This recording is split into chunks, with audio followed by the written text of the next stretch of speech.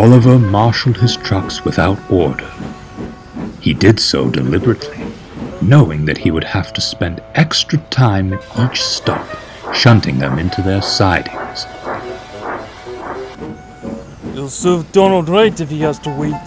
That Highland cow needs to take it down a crank pin or two. He has no right to say that I've grown lazy.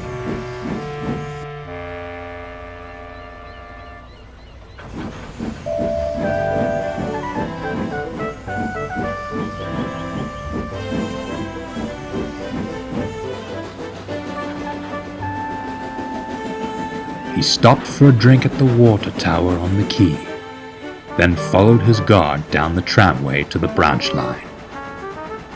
Little did he know that the water tower had been contaminated by a recent high tide. The salt in his tanks soon began to make steaming difficult, and he felt hot and short of breath.